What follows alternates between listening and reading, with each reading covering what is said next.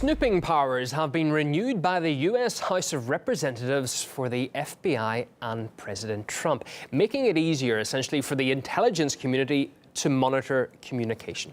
And the amendment to the Foreign Intelligence Surveillance Act has received some unexpected support. Well, for more on all this, I'm joined live by Caleb Maupin on the programme. Caleb, just talk us through what all this actually means, especially for ordinary Americans, and what was the rationale as well of those in the House of Representatives who backed it? Now, the Congress was debating the reauthorization of the FISA law. And essentially, Donald Trump was proposing an amendment to the law that would require the FBI to get a warrant, before getting access to recordings and surveillance done by the National Security Agency, the NSA. Now, Nancy Pelosi and many Democratic leaders, along with many Republicans, spoke in opposition, saying that the FISA law is fine just the way it is. Let's take a listen to some of the Democrats speaking in favor of this law.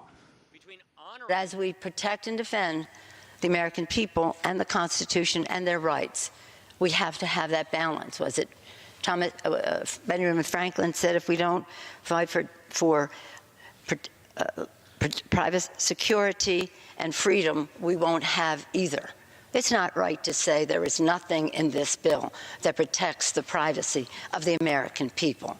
From my experience in all of this and weighing the equities involved, that's the path that I will take. Now, the bill essentially, the privacy provisions that were proposed and supported by Trump are being opposed. And it's interesting that they would want to give the power to Donald Trump and the executive branch to wiretap and have access to surveillance without warrants when they have been quite critical of the Trump administration, describing it as authoritarian and such. Let's take a listen to what they've said about the man they just gave a great deal of power. What we saw yesterday was the president clearly demonstrating that he doesn't know right from wrong, true from false. His conduct is driven not by honor, decency, or national security, but by raw prejudice. What the president did was totally outrageous. Totally outrageous.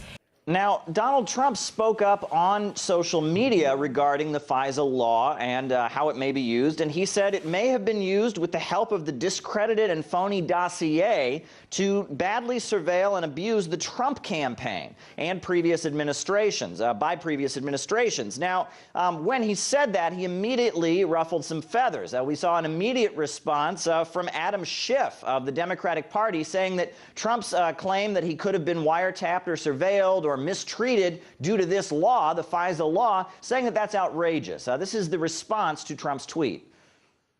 This morning, as my colleagues are aware, the president issued a statement via Twitter suggesting that this authority was used illegally by the Obama administration to surveil him. Of course, that is blatantly untrue. So the privacy protections that Donald Trump was supporting and hoping to add to the FISA law amendments have been voted down in the U.S. House of Representatives.